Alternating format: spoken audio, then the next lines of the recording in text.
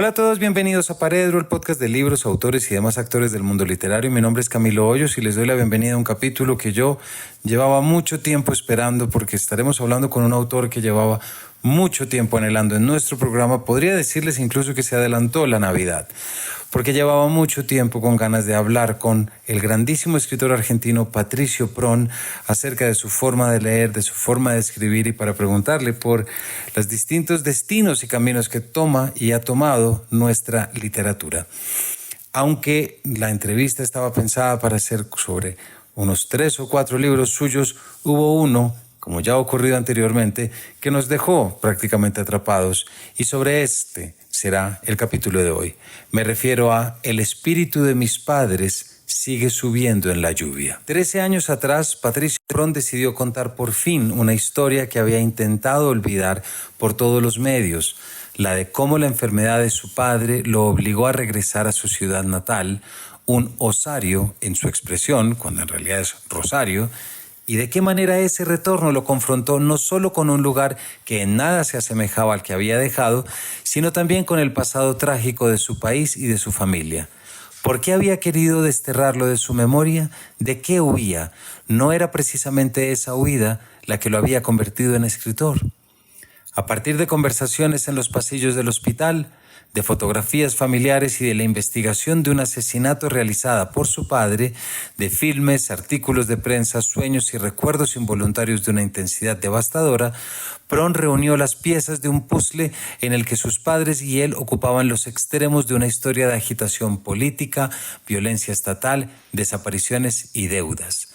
De ella surgió un relato sobre la memoria, la verdad, la compasión y la justicia que resuena poderosamente en tiempos como los nuestros de negación y olvido. Patricio Prón es el autor de 6 libros de relatos, entre los que se encuentran El mundo sin las personas que lo afean y lo arruinan, La vida interior de las plantas de interior, Lo que está y no se usa nos fulminará y Trayéndolo todo de regreso a casa. También de 7 novelas, entre ellas El comienzo de la primavera, Nosotros caminamos en sueños, No derrames tus lágrimas por nadie que viva en estas calles y Mañana tendremos otros nombres, así como el de sus ensayos El libro tachado, Prácticas de la negación y del silencio en la crisis de la literatura y No pienses en un conejo blanco, literatura, dinero, tiempo, influencia, falsificación, crítica, futuro. Y del diario de sueños Traumbuch en 2022. Su trabajo ha sido premiado en numerosas ocasiones, entre otros con los premios Juan Rulfo, Cálamo y Alfaguara, antologado de forma regular y traducido a 12 idiomas. En 2010, la revista inglesa Granta lo escogió como uno de los 22 mejores escritores en español de su generación. Más recientemente fue Director's Guest en la residencia para artistas Civitella Ranieri y profesor invitado en el Departamento de Literatura de la Universidad de Colonia.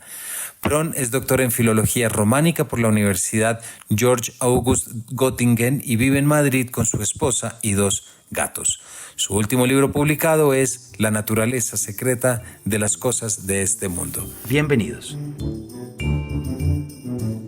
Patricio, en primer lugar, bienvenido a Paredro. Muchas gracias, Camilo. Es un placer estar aquí.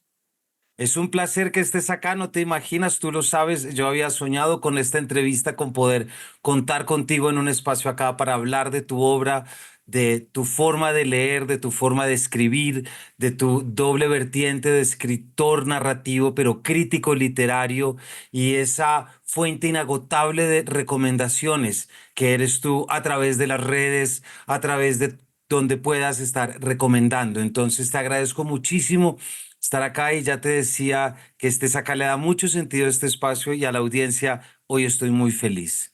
Así que arranco por ahí, Patricio, y te pregunto, ¿cómo te va en la Biblioteca Pública de Nueva York?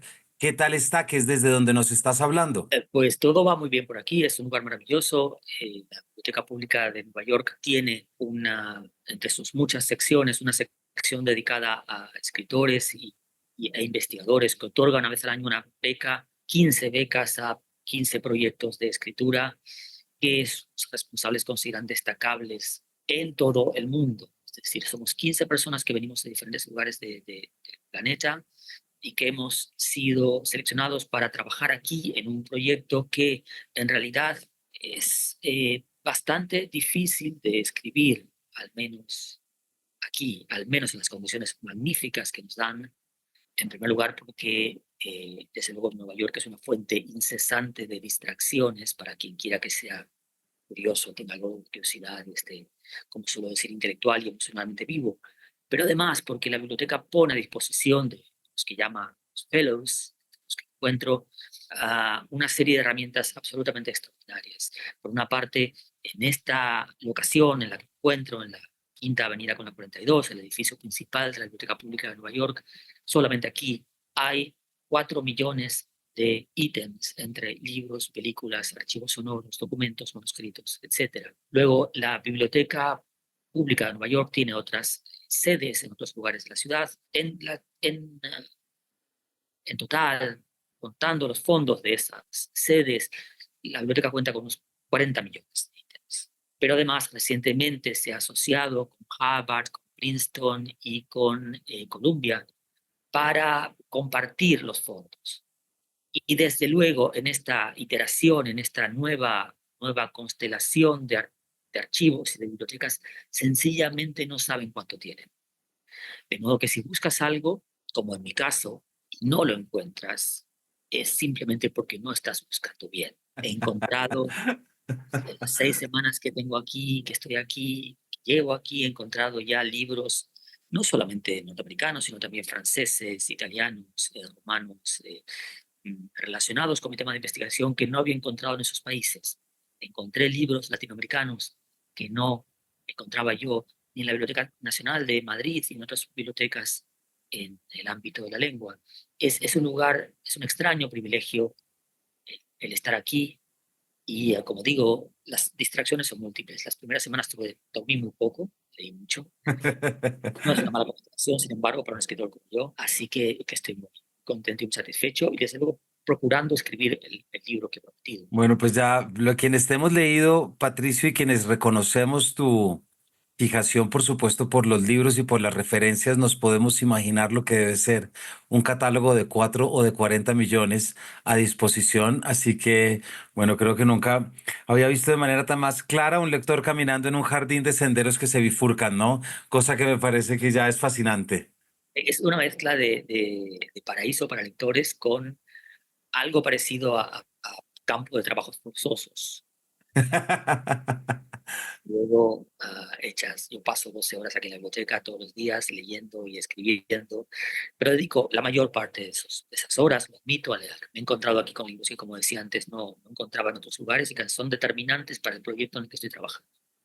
Así que si ese proyecto fracasa o si no cumple las expectativas, no será por la Biblioteca Pública de Nueva York, sino simplemente por mi ineptitud proverbial. Es, es, es, es, es una fuente incesante de descubrimientos. Y te confieso que viniendo de América Latina, donde las cosas son algo difíciles, lugar donde determinados objetos y libros son difíciles de entrar, los primeros días cuando encontré 40 referencias acerca del autor sobre el que estoy escribiendo, después de buscarlas durante años y no encontrarlas. En esas primeras horas en la biblioteca pedí los 40 libros pensando, y esto es latinoamericano, bueno, si llegan, irán llegando en los próximos meses. 2 horas después de haberlos pedido, los tenía en mi oficina, con lo que, como digo, es un extraordinario privilegio estar aquí y es una fuente de constantes descubrimientos. Alimenta mi proyecto de una manera absolutamente insospechada para mí antes de llegar. Bueno, pues que nos alegramos mucho por ti, Patricio, y creo que ya pones tú un poco el tema con el que quería comenzar preguntándote. Claro que lo pones un poco por oposición, ¿verdad? Justamente ayer, esta mañana me levanté con un titular que es que del país, lo leí, que el gobierno Milei avala campaña de censura de libros, específicamente aquellos de Dolores Reyes Come Tierra, que ha estado aquí en el programa, también Gabriela Cabezón con las aventuras de la China Iron, quien también acaba de pasar en nuestra programación, que estuvimos hablando sobre las niñas del Naranjel. Y bueno, y estuviste en Nueva York en el triunfo de Trump, pero no solamente eso, sino pues lo que sabemos que está ocurriendo no en Nueva York, pero sí en la Florida, con esos geniales tweets de Stephen King hablándole a los chicos de colegio diciéndoles, vayan a buscar los libros que prohíben.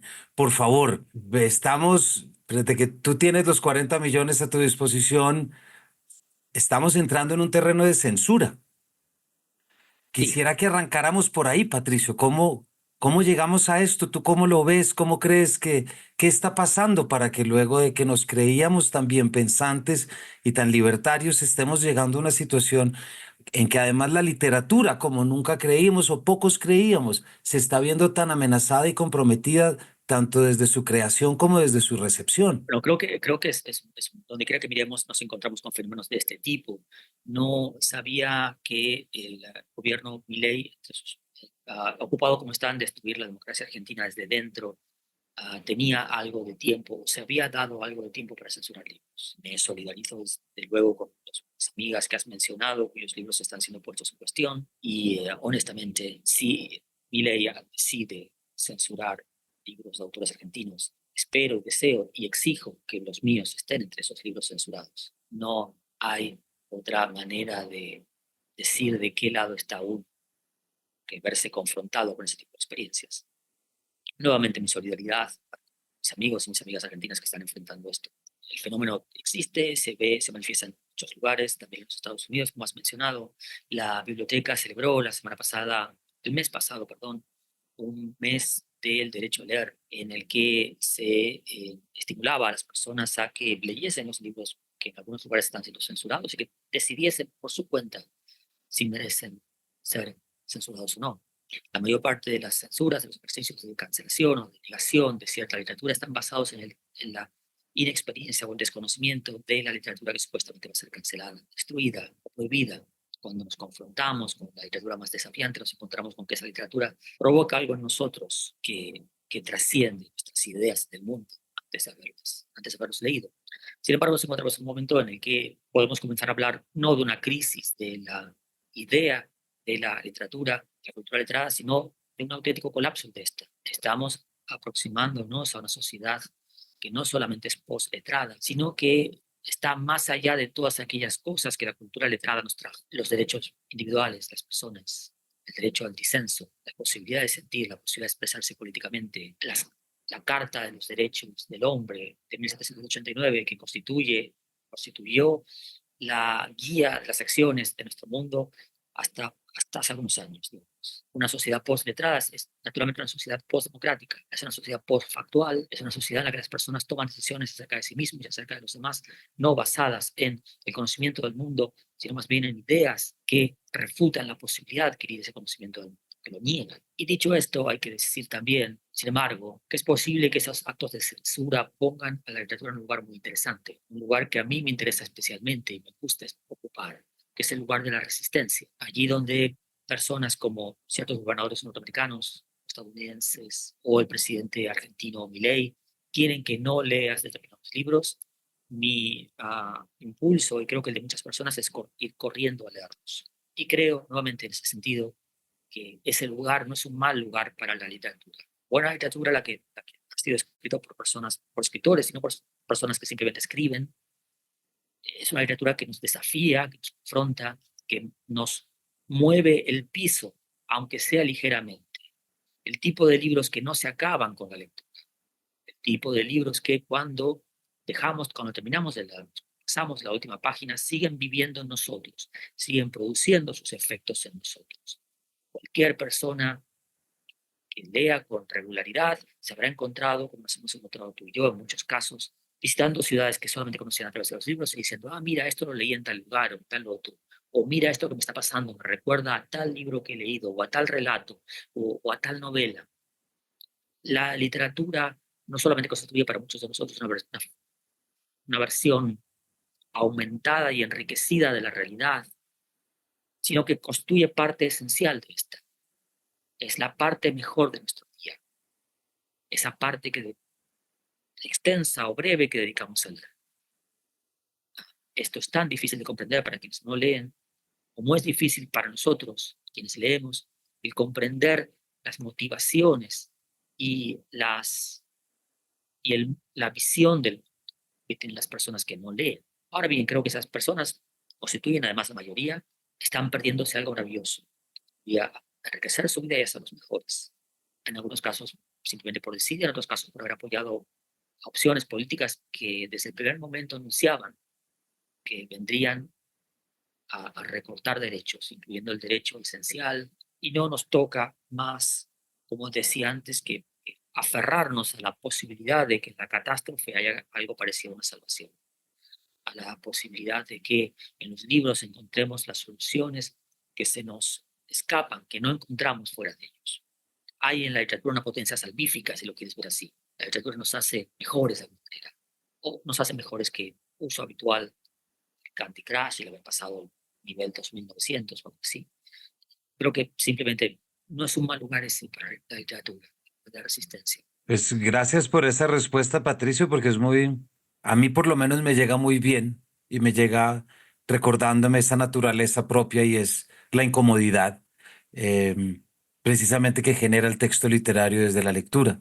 Estamos hablando acá que la literatura habitará ese espacio de la resistencia, pero ¿tú crees de alguna manera que cierta literatura o cierta vertiente literaria ha ayudado a que terminemos donde estemos en estos impulsos de una noción del mundo que solamente es del yo, que solamente vela por sí mismo sin pensar en lo demás, o que posiblemente lo que se ha buscado es no los puentes que nos comunican con lo otro, sino más bien cómo puedo cortar todo aquello para, para instaurarme en mi singularidad y solamente por eso buscar mi legitimidad? Sí, sí, estoy de acuerdo contigo y creo que hay dos formas de responder a tu pregunta. La primera es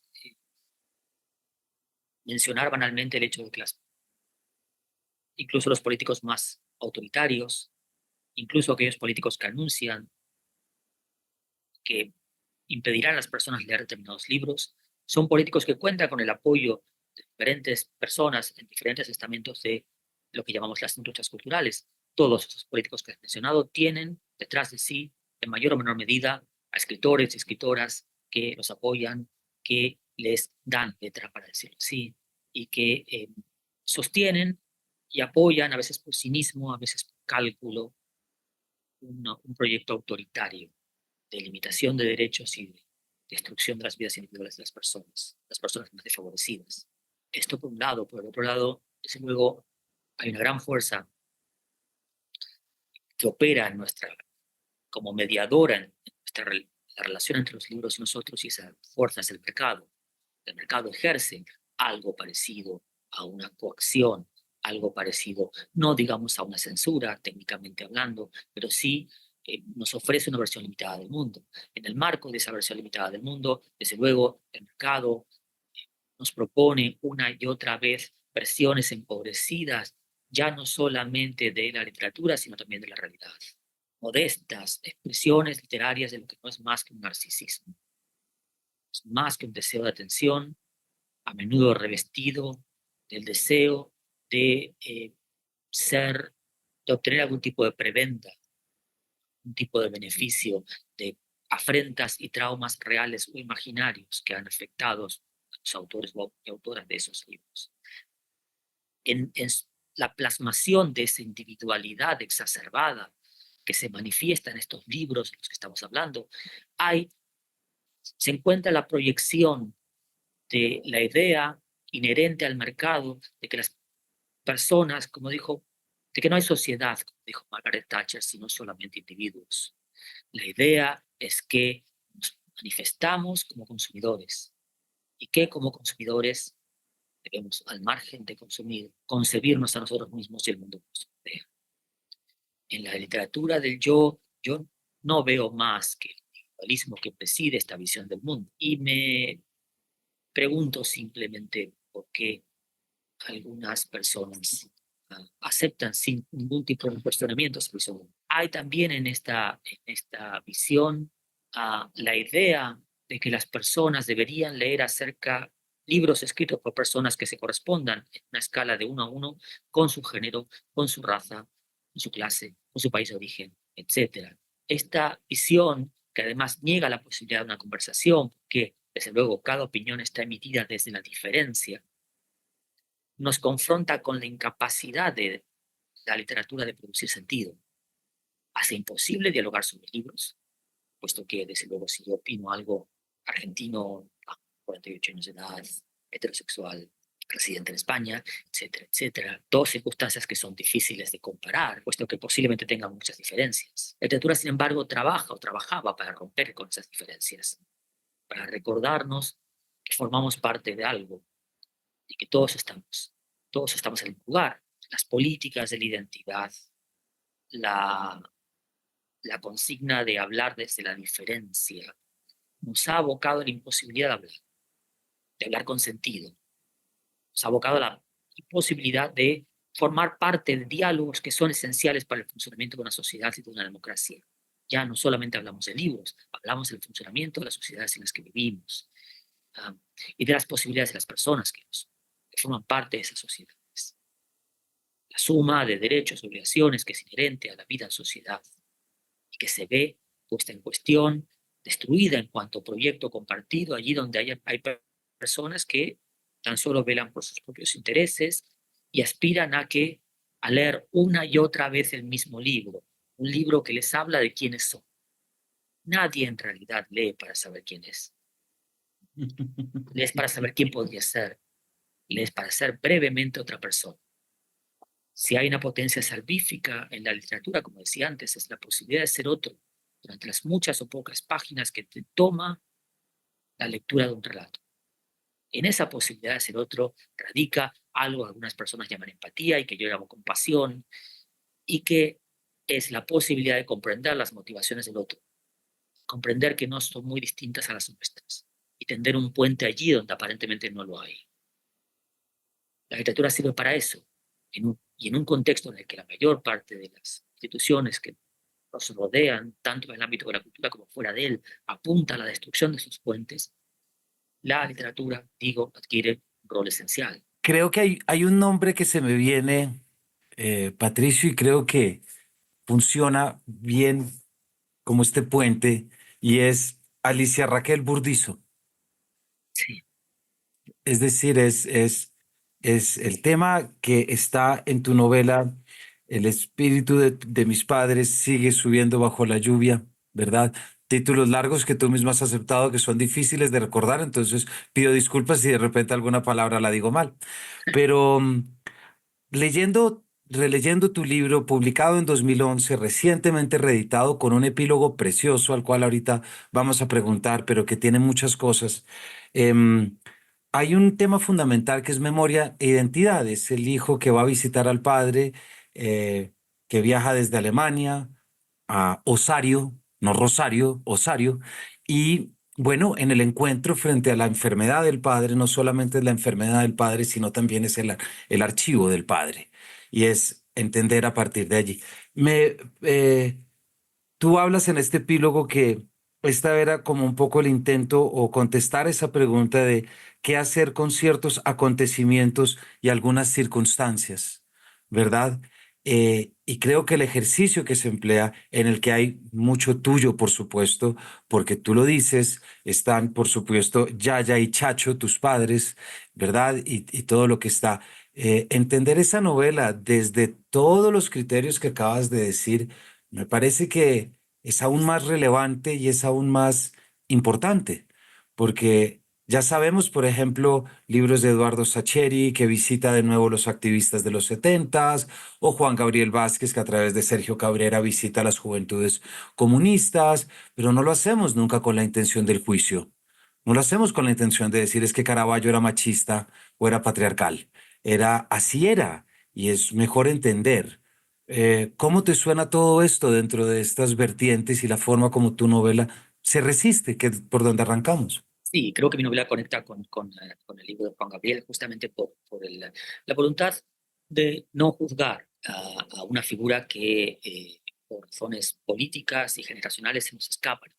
Por más próximas que estas figuras sean, ah, hay algo en su experiencia que nos resulta incomprensible, que se nos escapa, puesto que afortunadamente no hemos tenido que tomar en la vida las decisiones que han tenido que tomar esas personas.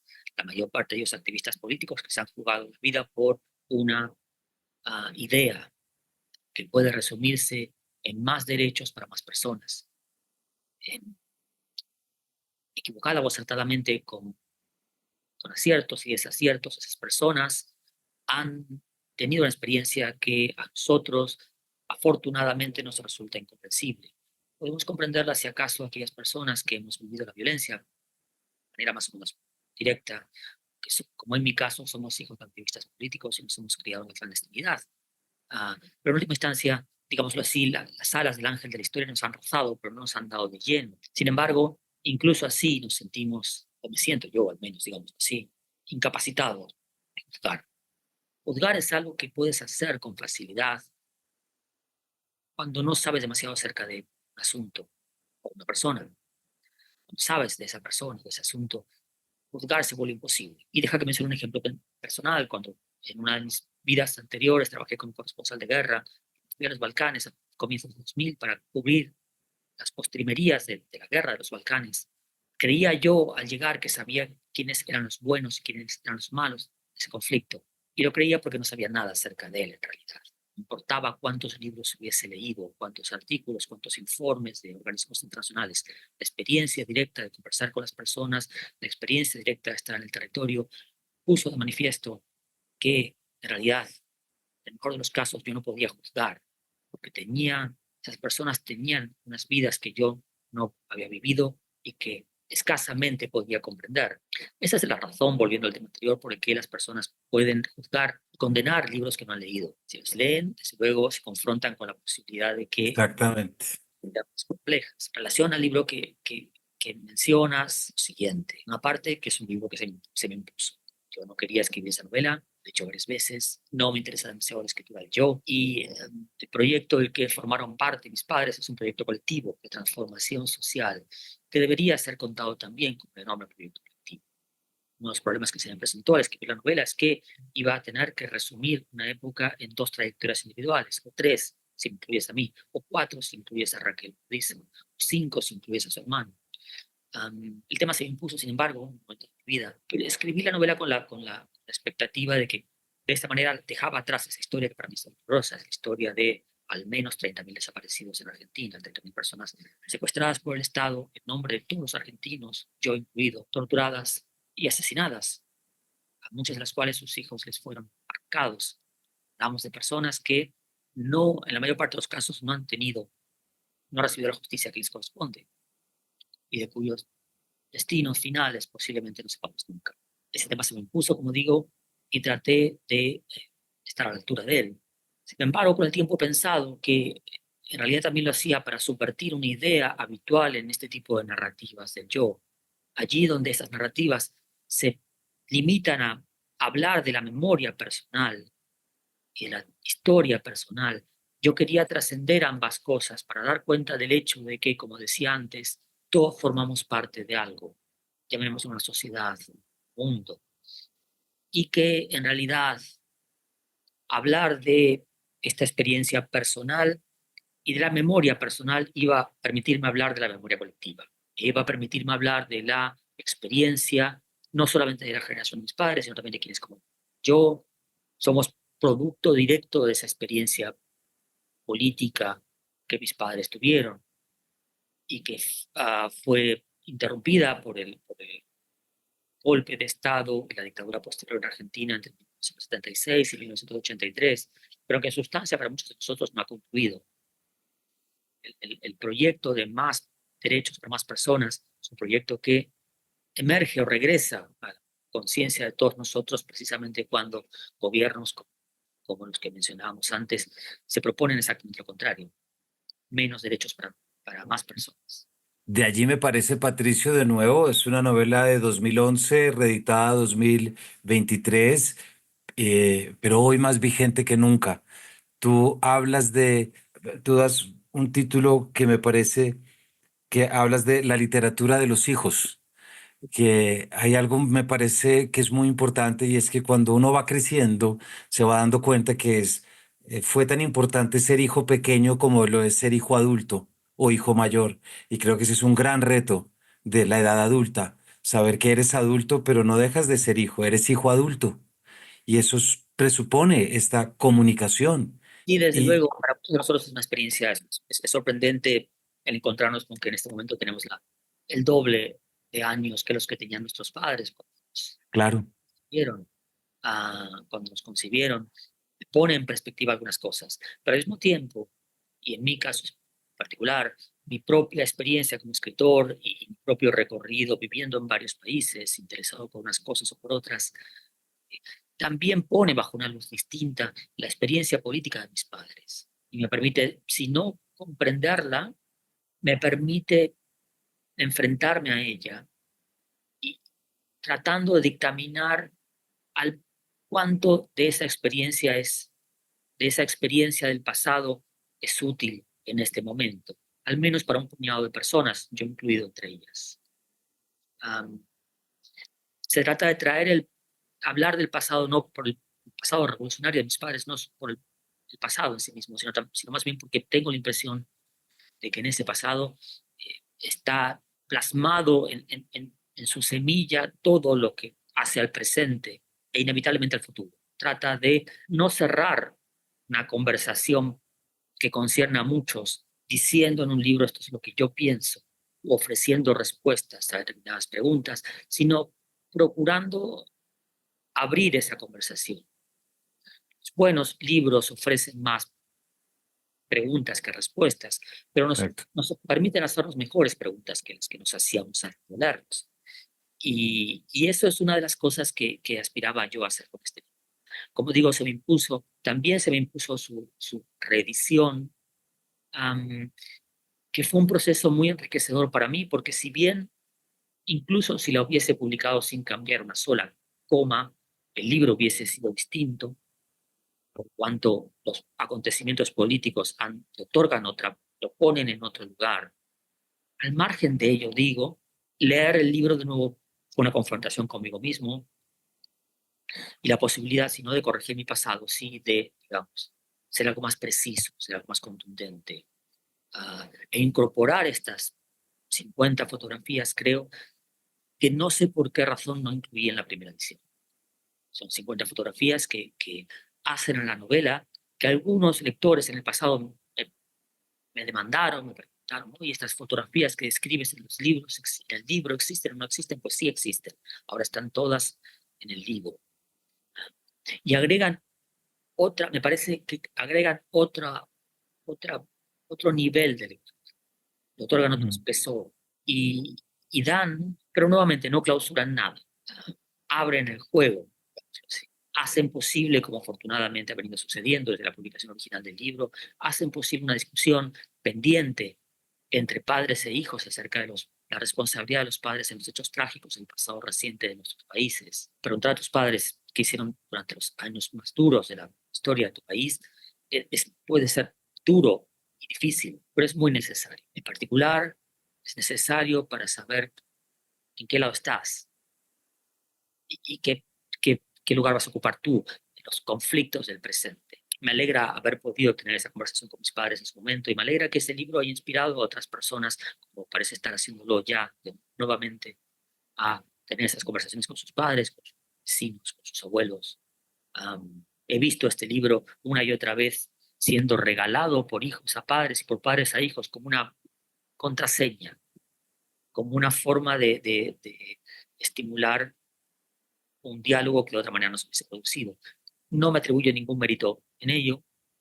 Creo que los libros si son buenos libros, son más inteligentes que las personas que los han escrito, o al menos menos tontos, menos fallidos, no balbucean como sus autores, y, sino que dicen algo que es relevante y lo dicen muchas personas. Y me alegra que este libro esté en los años que lleva desde su publicación y en esta reedición corregida y ampliada esté produciendo lo mismo en algunas personas. Pues así es, Patricio, y tanto así que mira que aquí en las notas que yo traigo, quiero llegar a otros dos libros tuyos, pero, pero se me queda aquí una serie de preguntas, fíjate, y que tiene que ver con el epílogo. Hubo dos párrafos de ese epílogo que a mí te voy a leer, me tomo el atrevimiento de leer los dos, siendo el primero, me llegó muy profundo. No creo que nadie deba exponerse a tanto dolor para escribir un libro, pero es lo que yo tuve que hacer. Sin embargo, la historia sigue siendo, para mí, como para otros, una pesadilla de la que no puedo despertar. Y luego este otro. Nada cura nunca, ni siquiera escribiéndolo. De todas las ingenuidades y creencias equivocadas en las que incurrimos quienes escribimos y leemos libros, la única que no recuerdo haber tenido nunca es la de que la literatura serviría para sanar de un hecho traumático, mucho menos de un trauma cuya naturaleza es política y hace a la persecución y al asesinato de al menos 30.000 personas y a la cancelación indefinida de un proyecto de transformación de la realidad, un proyecto utópico y por eso mismo perfectamente razonable y necesario. Bueno, no sé quién escribió eso, pero lo dijo muy claramente. Dijo muy claramente lo que tenía que decir. Yo estoy de acuerdo. Pues creo que estoy de acuerdo. Sí, efectivamente, haber escrito ese libro fue una tarea muy dolorosa, a la que me veo expuesto una y otra vez cuando se me habla de él. No es fácil para mí hablar de ese libro, o no lo es de la misma manera en que me resulta fácil hablar de libros que son auténticos productos de mi imaginación, que son cosas que he escrito, como diría mi madre, porque se me ocurrieron. En este caso es porque me ocurrió y porque le ocurrieron a muchas personas. Y continúan ocurriéndoles a miles de personas en este momento, lugares como Líbano, Palestina, Ucrania. Las guerras en este momento, declaradas o no declaradas, son numerosísimas y, y nos confrontan con el hecho de que alguien dice en ese epílogo, citando a James Joyce, la historia es una pesadilla de la que no podemos despertar. Todo esto puede parecer en algún sentido necesario, en particular para aquellas personas que piensan que los libros están destinados básicamente a entretener a las personas. No tengo nada en contra de los libros que las entretienen y creo que incluso los libros más serios los entretienen de alguna manera u otra. Pero sí aspiro a escribir libros que dejen un pozo mayor en los lectores y las lectoras. Libros que, como decía antes, los devuelvan al mundo en el que viven tras haber terminado la última de sus páginas, con una visión enriquecida o ampliada del mundo en el que viven y de su lugar en él. Idealmente se trata de producir libros que escribir libros que produzcan otros los efectos que produjeron libros en mí, que, para decirlo rápidamente, me cambiaron la vida. Y se trata también de contribuir a una conversación que no es solamente entre el autor y el lector, sino más bien hace a, a una conversación permanente que tenemos muchas personas acerca de los libros y la literatura, y más específicamente acerca de la relación entre las palabras y el mundo, de la que tantos han escrito tan maravillosamente. El mundo que tenemos es un mundo que podemos narrar, lo que ah, es simplemente una paráfrasis del famoso apotegma de Wittgenstein de que los límites de mi lenguaje son los límites de mi mundo. Nuestro mundo consiste en aquello que podemos nombrar, incluso aunque nos parezca innombrable, incluso que nos parezca incomprensible buena parte de lo que habita en él. La literatura consigue poder nombrar eso y por esa razón está. Sin embargo, nunca produce efectos únicamente en nosotros, nunca llegamos a un libro a solas. Siempre lo hacemos acompañado por las voces de quienes nos han recontado, o en el peor de los casos, por las voces que pululan alrededor de un libro, um, bajo la apariencia de blurbs y contraportadas y fotos de autor y Claro. fichas bibliográficas. No somos inocentes cuando llegamos. E incluso aunque es evidente que los libros que nos gustan provocan solo la impresión de que han sido escritos solo para nosotros, el caso es que no estamos solos. Y ese es el mensaje de la literatura. El mensaje es que incluso aunque leamos en soledad, incluso aunque los libros hayan sido escritos por personas que estaban básicamente solas en una habitación, en una biblioteca como esta, o en cualquier otro lugar, los lectores y los autores conformamos al menos, si somos islas, conformamos al menos archipiélagos. Y en esos archipiélagos se dirime la cuestión del sentido. No solamente discutimos cosas acerca de si un personaje está logrado o no. Estamos hablando, cuando discutimos acerca de un personaje, estamos hablando acerca de qué es una persona. Y Exactamente. cuando hablamos acerca de si un libro está bien escrito, estamos hablando acerca de eh, qué significaría escribir bien. Cuando estamos hablando de que un libro nos gustó, estamos diciendo que nos gustó más que otro libro que nos gustó un poco menos. Y participando de una conversación en la que no solamente intervienen otros libros, sino también otras voces. Las voces de quienes nos han precedido, las voces de quienes vendrán a continuación. En ese sentido, yo nunca he tenido nunca he sentido ninguna necesidad de romper el canon. Sí, sí. Porque el canon no ha tenido nunca ningún tipo de efecto en mí. Mis Claro. lecturas siempre han sido muy libres. Ah, Debo de haber tenido los maestros adecuados, incluyendo mis padres. Y, y nunca he tenido ningún entusiasmo en leer listas prescriptivas. Por el contrario, he estado trazando mi propio camino como lector. Y creo que esta es una de las cosas que la literatura también nos ofrece. En la literatura no hay caminos trazados de antemano. Cada lector, cada lectora recorre el bosque que constituye la literatura de una manera distinta. No conozco dos personas que hayan leído la misma cantidad de libros y los mismos libros. Si esta especie de entelequia, si esta especie de de pareja absurda existiese en algún lugar, posiblemente sus integrantes no tendrían nada para decirse el uno al otro. O tal vez descubrirían que han leído en esos libros cosas completamente distintas a las que leyó el otro. Exactamente, también. Y esa explosión del sentido, por decirlo así, esa explosión de las posibilidades, es algo que solo nos da el arte en general y la literatura en particular. Y es el deseo de darle eso a otras personas, así como otras personas nos lo dieron a nosotros, lo que está detrás de la práctica de algunos de nosotros que escribimos libros. Es idealmente es lo que yo me recuerdo cada mañana cuando se me ocurren muchas cosas mejores para hacer que estar escribiendo libros, mucho más en una ciudad como Nueva York. Patricio, son palabras muy bonitas. Muchísimas gracias y que creo que tanto a mí como a gran parte de la audiencia le calan muy profundo, porque creo que eso explica mucho en el por qué estamos acá, por qué leemos, por qué buscamos. A veces hay preguntas que a mí me encanta. Cuando termino las clases de literatura en la universidad, claro que hace rato que no dicto, me encantaba terminar preguntándole a los alumnos de literatura, ¿ustedes por qué leen? Y nunca había visto caras más desesperadas, porque no había un ejercicio de verbalización factual de por qué leo literatura. No ya preguntémonos de por qué confío en la literatura, eso ya es pedir otra cosa, ¿verdad? Solamente por qué leo y por qué cojo un libro y por qué no cojo otro libro. Y de alguna manera es, es, es recrear esa idea, por un lado, del palimpsesto, ¿cierto? Que siempre estamos caminando caminos que otros caminaron. Y, y tú tienes razón, nadie lee para entender quién es, pero también para entender quién pudo haber sido. Y en esa variación es donde aparecen las esperanzas. Exactamente. Déjame romper además una lanza a favor de tus alumnos, hablando de esperanza, para decir que posiblemente la pregunta de por qué uno lee es la pregunta más difícil a la que uno se enfrenta.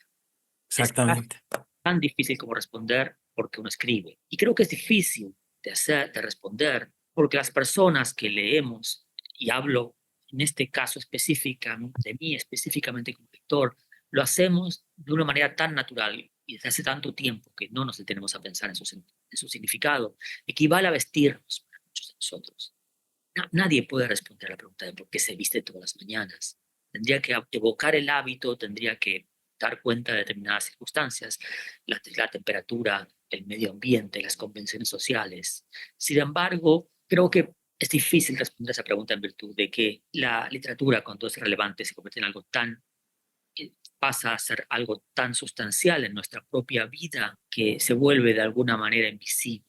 Y responder a la pregunta de por qué leemos equivale a la pregunta de responder a la pregunta de quiénes somos, a lo que podemos hacer, pero que requiere cierto tiempo y posiblemente una cantidad de cervezas que en este momento no tengo a mi alrededor.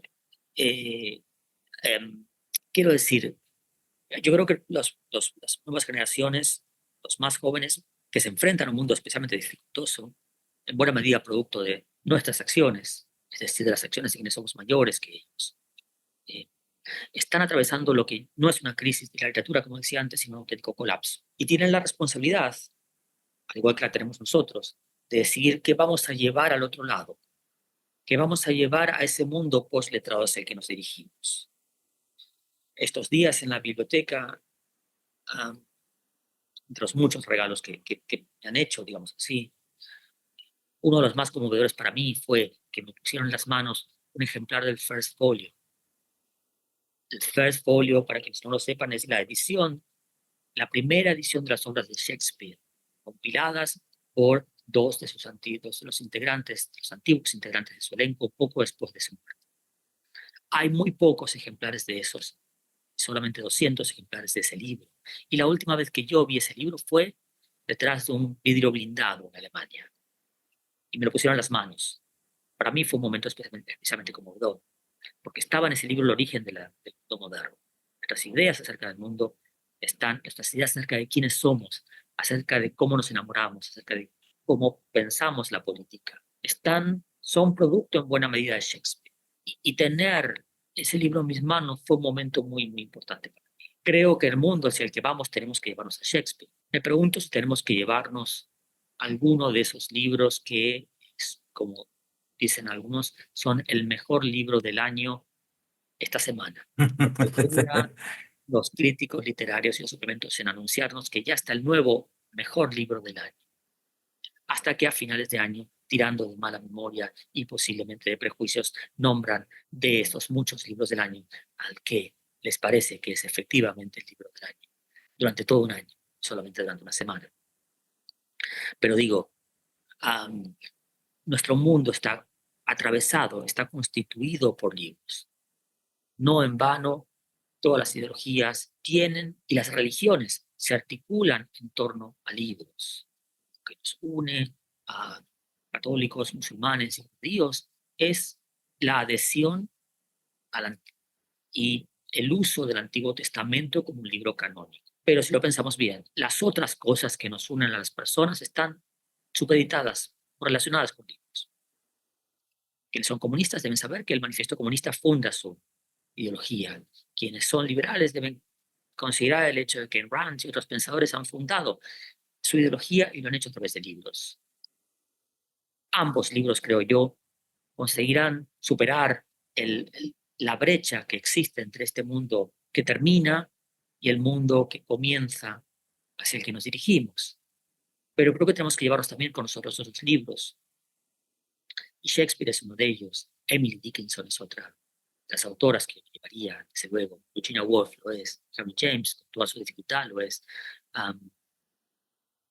Lo que no puedo concebir, y creo que nadie puede concebirlo, nadie razonable, me parece, es un mundo en que los libros ya no tuviesen un lugar. Sería un mundo cruel, sería un mundo inhospitalario.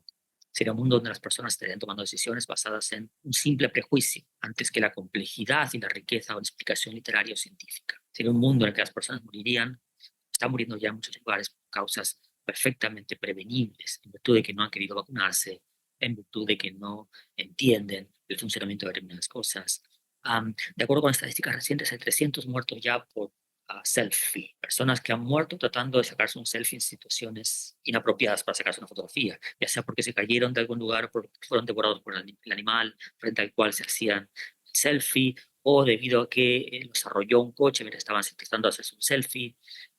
Este ejemplo extremo de la estupidez humana es, sin embargo, un ejemplo que tenderemos a normalizar si vamos hacia un mundo en el que las personas no hayan adquirido a través de la literatura esta especie de conciencia de sí mismos y de los demás que la literatura nos da. Y por supuesto es un mundo en el que, digamos, las personas tendrán más dificultades para vivir junto a otros, puesto que nadie vive en un lugar donde solamente hay personas que comparten con él o con ella su género, su raza y su clase. Vivir en sociedad es vivir en conflicto. Y ese conflicto solamente puede ser resuelto mediante el diálogo. Por eso tenemos algo fallido, potencialmente fallido, pero en sustancia bastante mejor que otras opciones, que se llama democracia.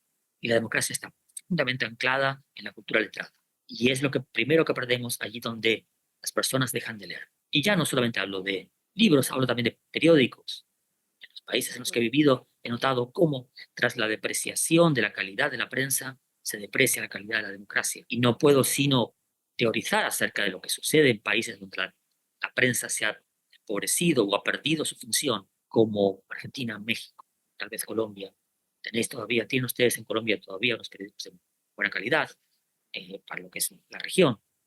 Pero desde luego la pregunta es cómo construimos este relato común que se llama la sociedad y la democracia, allí donde por una parte ya no sabemos de que cada uno de nosotros habla de una cosa distinta, y donde por otra parte ya no hemos adquirido a través de la literatura las palabras para nombrar quiénes somos y quiénes son los demás, para dialogar con ellos. Así es, Patricio, qué palabras tan bonitas nos dejas, qué palabras tan necesarias, además, porque creo que terminamos por donde arrancamos, en la necesidad imperante de generar estos puentes, de generar estos diálogos, de entender que la vida no es como yo quiero que sea, que la vida es en gran medida lo que puedo sacar de ella. Y la lectura es ese gimnasio donde puedo sacar más sentido, y que hay algo claro y hay una fuerza oscura que nos quiere llevar al facilismo radical, a la sencillez, que no quiero ponerme aquí ideológico, pero que cada vez se parece más a algo de derecha, creer que las cosas no tienen matices y que se es bueno o malo, que se es rico o pobre o que se es perverso o santo. Y la literatura enseña, quería llegar, por eso tendrás que volver a acompañarnos y te volveremos a invitar, porque quería llegar, por ejemplo, a la naturaleza secreta de las cosas de este mundo, donde ya tú haces este experimento de intentar echar mano de cómo llegamos a estos secretos, cómo podemos en esa increíble primera línea de Olivia Byrne, en el momento en el que sabemos que el mundo se le detiene porque la memoria le llega y le ocasiona que pierda el control de su coche, o también otro tipo de secretos, misterios que intentamos develar, como los que tú escribes magistralmente, me parece, en Mañana tendremos otros nombres, Premio Alfaguara 2019, que es una novela distinta a todo lo que yo te he leído, lenguaje diferente, eh, pero no por eso menos grave, en el sentido en el que la soledad amorosa puede bien ser otro tipo de soledad que representa nuestro tiempo y que trae las cosas. Todo esto es una nueva carta que dejamos acá escrita, Patricio, para que nos vuelvas a acompañar, porque nos quedamos a un tercio de todo lo que queríamos, pero bueno, creo que está en proporción y en relación a todo lo que queríamos que nos acompañaras y todo el tiempo que habíamos esperado en que se diera esto para poder estar y que pudieras acompañarnos con la audiencia de Paredro y sobre todo dejar tus palabras que repito a la audiencia que yo encuentro muy valiosas escuchándolas o leyéndote. Entonces, Patricio, solo me queda agradecerte enormemente por habernos acompañado, por tu complicidad y por tu generosidad en todo lo que nos diste. Gracias a ti, Camilo, gracias por esta oportunidad de conversar contigo y con tus lectores y tus oyentes, mejor dicho. Y espero que hasta una próxima oportunidad. Así será, Patricio. Puedes estar seguro que llegará de nuevo la invitación para la audiencia. Estuvimos hablando con el grandísimo Patricio Pron, autor de la último libro, no, última novela, que es La naturaleza secreta de las cosas de este mundo del 2023, pero también con la reedición El espíritu de mis padres sigue subiendo por la lluvia, un libro precioso, precioso que muchos lectores, si tienen un dilema amoroso, no duden en ir a Mañana tendremos otros nombres, que ya lo dices tú, no los va a sanar, pero sí les va a permitir entender muchas de las cosas que seguramente están sintiendo. Así que, Patricia, dime, ¿por qué ibas a decir? Entender es sanar, es lo más lejos que llegaremos jamás, sanar. Así es, así es. Quedémonos con esas palabras. Gracias, Patricio, y a todos ustedes. Gracias por habernos acompañado y nos vemos en una próxima edición de este Paredro.